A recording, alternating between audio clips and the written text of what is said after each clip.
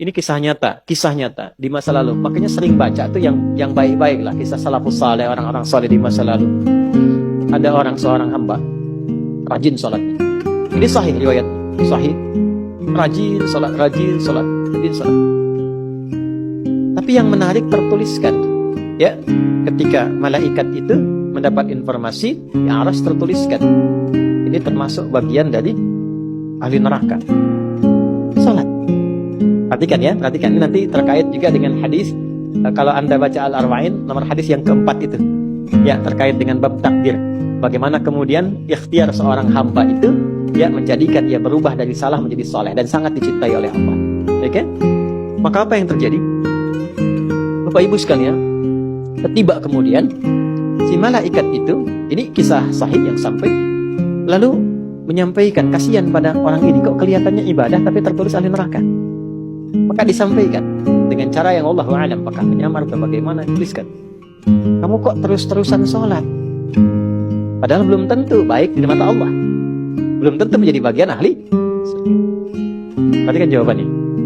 Tujuan saya sholat ini bukan karena surga atau neraka. Tujuan sholat ini bukan karena saya dipandang baik atau buruk, tapi tujuan sholat ini saya ingin mengagungkan Allah Subhanahu wa Ta'ala. Perhatikan. Dan nanti ini menjadi cara bagi seseorang yang ingin bertobat. Jadi kalau ingin bertobat, tobatnya ingin benar, carilah perhatian Allah. Yang penting ridha Allah. Terus saja tobat sampai merasakan kenikmatan tersambung dengan Allah. Itu maksudnya. Jadi begitu keluar kalimat itu yang mengguncang arsy, itu yang dijadikan oleh Allah pelajaran bahkan pada alam malaikat untuk mengenal bagaimana rahmat Allah itu diberikan. Mudah bagi Allah membuka, merubah, memutar, mudah. Tapi Allah ingin memberikan pelajaran bahkan di alam malaikat bagaimana kasih Allah diberikan. Begitu kalimat itu muncul, apa yang terjadi? Maka berubahlah di arsy namanya menjadi ahli surga. Ini riwayat sahih. Berubah menjadi apa? Ahli surga. Padahal Allah tuh maha mengetahui, gampang aja tinggal dirubah ahli surga, tidak. Tapi Allah ingin memberikan informasi bahkan di alam langit kepada para malaikat betapa tingginya rahmat Allah memberi kesempatan pada setiap hambanya untuk kembali kepada Allah dalam kebaikan. Dan itu disebut hamba. Karena itu Allah begitu mencintai ketika ada pelaku maksiat, dia pengen taubat, itu begitu dicintai dan statusnya naik lebih tinggi. Ini yang menyebabkan ayat ini turun. Qul ya ibadiyalladzina asrafu ala anfusihim. Ini yang menyebabkan itu menunjukkan rahmat Allah. Hai hambaku, betapa besar pun kau pernah berbuat dosa, sepanjang masih hidup belum tiba ajalmu, jangan pernah putus asa untuk mendapatkan rahmatku. Pakai rahmat. Rahmat di sini mencakup Rahman dan Rahimnya Allah Subhanahu wa Ta'ala. Karena itu kalau Anda pernah berbuat salah, kita jangan malu untuk kembali. Kalaupun malu dilihat orang, Allah menyiapkan tempat yang tidak semua orang bisa ke situ. Datang ke masjid, mohon minta salat 2 rakaat, minta kebaikan kepada Allah sampai hati mendapatkan ketenangan. Jelas di sini? Baik. Dan yang ketiga, ini yang paling juga banyak dimohonkan, ya. 1, solusi. Yang kedua apa? Ampunan dari dosa yang begitu melimpah, ya. Dan yang ketiga, rahmat yang ketiga, kasih sayang yang memudahkan jalan-jalan kehidupan dunia sampai akhirat. Yang ketiga, semua kita pasti ingin mendapatkan kemudahan, kenyamanan, bukan cuma dunia, sampai dengan akhirat. Kasih Allah yang memberikan kemudahan dunia disebut dengan Rahman, kasih Allah yang memberikan kelapangan akhirat disebut dengan Rahim. Itu kita baca setiap hari. Bismillahirrahmanirrahim. Maka ketika masuk ke dalam masjid, mohonlah kepada Allah 1 dari 3 kemuliaan ini. Kalau ustadznya belum datang, itu manfaat besar.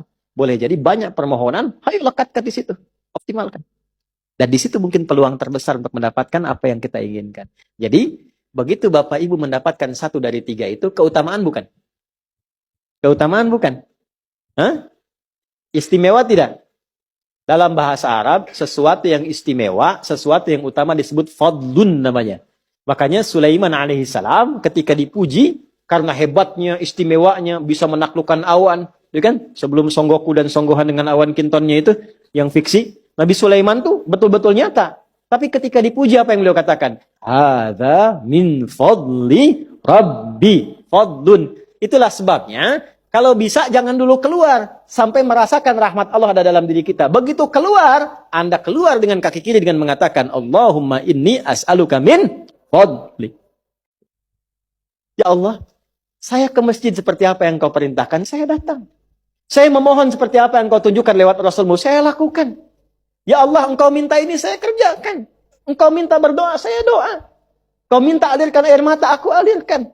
Maka mohon ya Allah, jangan biarkan aku keluar dari rumahmu ini, kecuali engkau kabulkan apa yang aku mohonkan, sesuai dengan janji yang engkau tetapkan sebagai kemuliaan darimu. Ya Allah, saya mohon kemuliaan darimu. Rahasianya, itulah doa. Nah, jadi kalau mau doa itu, jangan sekedar dibaca. Baca bagus, menjadi ibadah. Tapi yang paling penting, tahu isinya. Sehingga itu bisa merubah diri kita jadi lebih baik. Makanya beda rasanya. Antum kalau tahu makna segitu aja, itu Masya Allah dalam sekali. Keluar dari sini sudah beda rasanya. Dan yang paling penting, ini baru mukaddimah. Kita belum mulai. Belum mulai. Jangan nangis dulu, belum selesai. Belum mulai kita. Tapi kan enak gitu ngaji begini itu. Karena apa? Dapat sesuatu. Nah itulah Islam. Jadi Islam itu bukan salihun tapi muslih. Bukan hanya sesuai dengan eranya, tapi memberi solusi dari setiap keadaan yang dilalui. Punya tata nilai.